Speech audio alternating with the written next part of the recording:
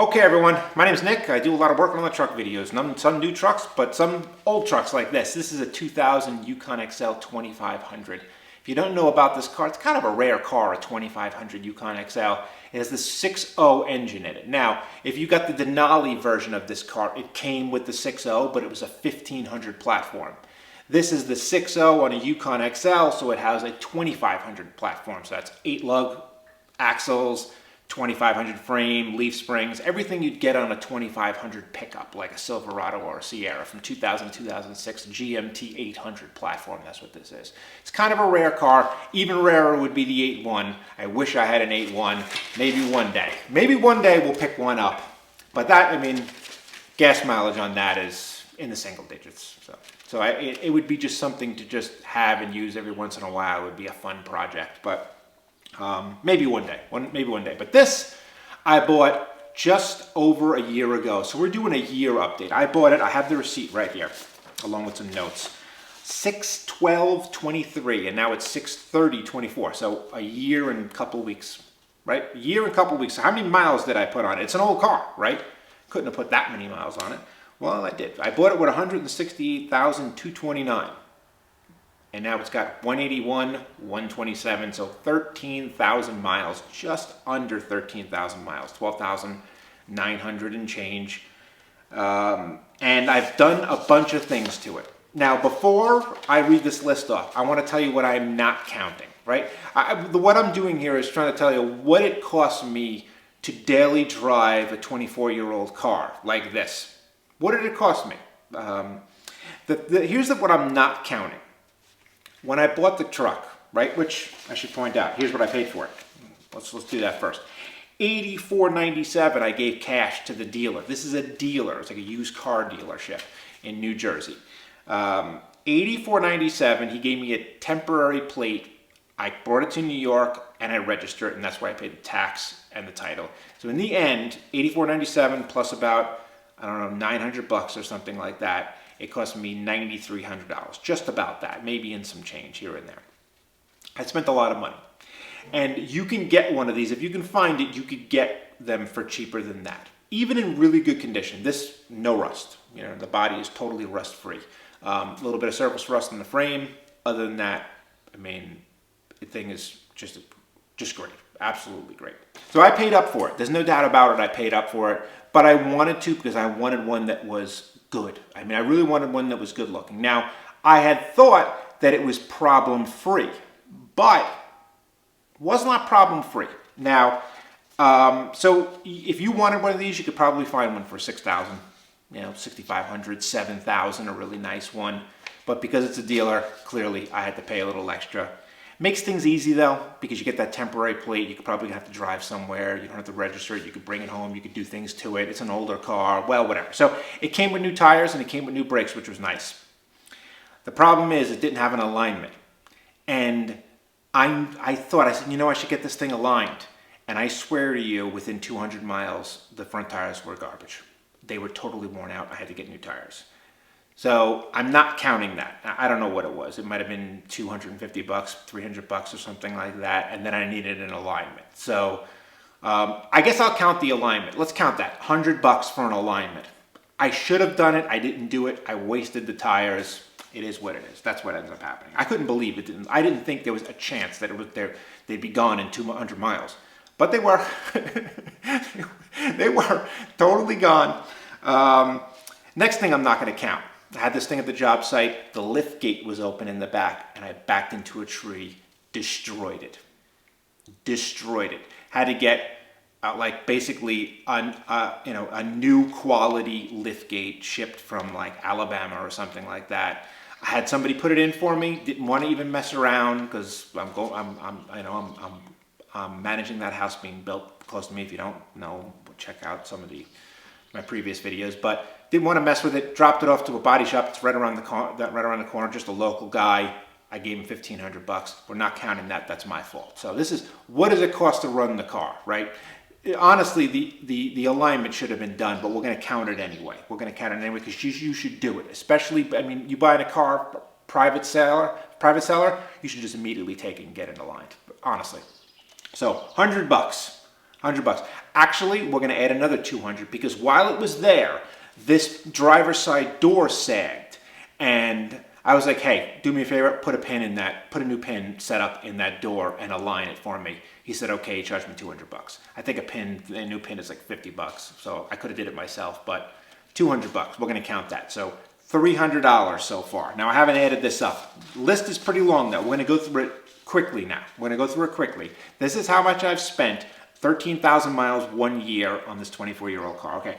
Oil cooler gasket. So the oil cooler lines meet the oil pan. There's a gasket there, $12. Oil cooler lines, which I haven't replaced yet. They need replacing because they are leaking, $103.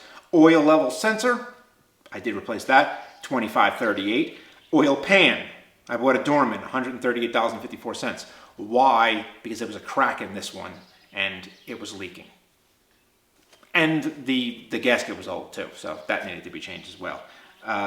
Oil pickup ring, that was like $2.40. Oil pan gasket, $46. Okay, door latch actuator. The one on this side, it was a little bit wonky, $25. These are all stuff that I've done myself, okay? Window regulator, same door, $49.66. Valve cover gaskets.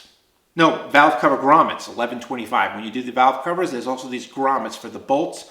Some people don't replace them. I replaced them, $11.25. Valve cover gaskets, $14, very cheap. Compared to the 4.0, 4.0 gaskets are like $45. And it's one gasket, this is two. What is this? Oh, four-wheel drive buttons. Replace the four-wheel drive buttons, that was $40. Water pump, I did a water pump, $92.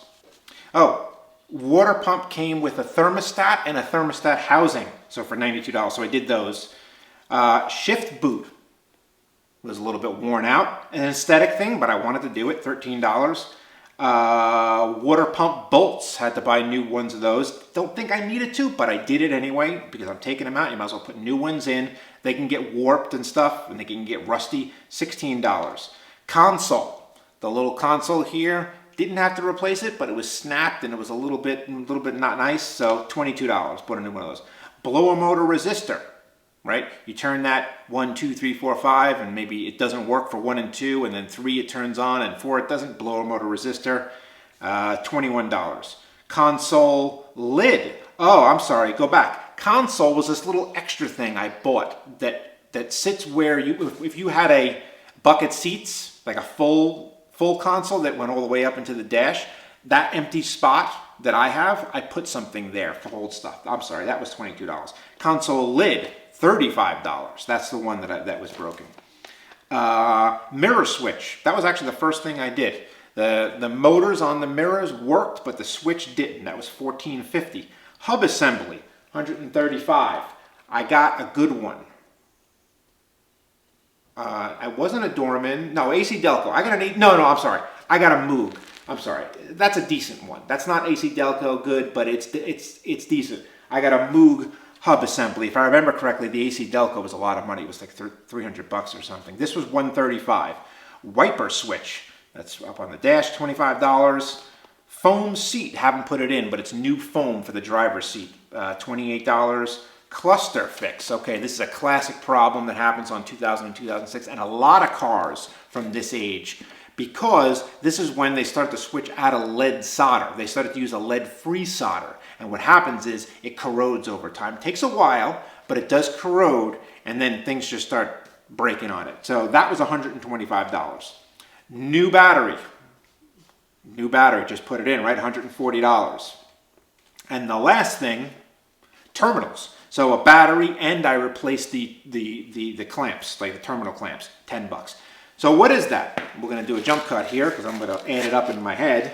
$11.50 plus $300, $14.50. Well, I'm going to give you the actual number, but something like that. That's what I've spent. So it's about $100 a month more, clearly more. $125 a month, something like that. That's what it's cost me. Now, clearly, if you had to bring it in for all this stuff, it's going to cost you a lot more, times that by 3. But most of this stuff didn't need to do. Water pump, excuse me, I had to do the water pump. The oil pan and the oil pan gasket had to do that. A lot of this other stuff, the battery, had to replace the battery. Hub assembly had to do that. So probably half the money that I spent I had to do. So call it $750, but I spent another $750 or so on stuff like, stuff to make things nicer. A lot of these buttons that I replaced, like four-wheel drive buttons, the LED was out. It's not that it didn't work. All the buttons worked, but I wanted the LED back so it lit up. So I replaced it. Didn't need to. Didn't need to do that. Mirror switch, kind of needed to do it, but not really, right? Could have set it up and then, nobody else is driving the thing, but I spent 15 bucks, I fixed it. Console, didn't need to buy that. Console lid, didn't need to buy that. So there's a lot of things on here that I didn't need to do, but I did it. So I spent 1,500 bucks. The car is paid for, obviously, right? I paid cash for it. So what have I spent? I guess 9,400 plus 1,500, right? So 10,800, 10,900, $10,900. And we're great.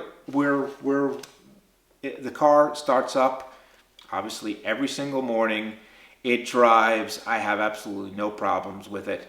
I really just feel so good about the purchase, and I need to do another video about how this is the greatest car ever made. If you consider capability and reliability and price, if you consider all that, I don't believe you can touch this car. You can't. Some people might say Land Cruiser. I'm gonna do a video. I should do a video on Land Cruiser versus this. Same time frame. So the 100 series. That would be a 100 series. A 100 series, not the 80 series. 100 series versus this. 80 series is too old. That's way too old. And they're way more expensive than this. Even 100 series is more expensive than this. But I should do 100 series Lexus and Land Cruiser versus this, the 2500. I'm telling you. It's really... Honestly, I don't think it's any competition. It really isn't when you consider capability, reliability, cost, all that kind of All this stuff, geez, if you had to do this to a Land Cruiser, even if you did it yourself, right? Thousands and thousands of dollars, without a doubt. So, all right, that's where we're at. I love the car. Honestly, I want to keep this car to 300,000 miles. That's my goal. Probably going to end up taking it off the road this winter to go over it, replace a lot of things, maybe some suspension related stuff. The frame was coated with like a rust stopper, right? But it flakes off. If you don't sand, which nobody ever does, if you don't sand the frame before you spray that, it just ends up flaking off. So we really need to get in there with some wire wheels and just get the thing as clean as possible and then spray it. It's got new brake lines, which is nice, but it's gonna need new fuel lines at some point. I don't know if I want to do that. I may pay somebody, which it's cost a lot of money to pay somebody. Really, it doesn't cost anything to do it yourself. It costs like 150 bucks. But it probably could cost 800 if you paid somebody to do it. I don't know. I'm gonna think about that. But it's a job when you're laying on your back. I'm getting sick of laying on my back. I really am. I wish I could get a lift for this car. Totally would work, I think. It's the Ram that's the problem. You can't use a lift on the Ram. So I don't know. I got to think about it. I really do. I got to think about it. So that's where we're at with the Yukon. I love it. Get me to 300,000.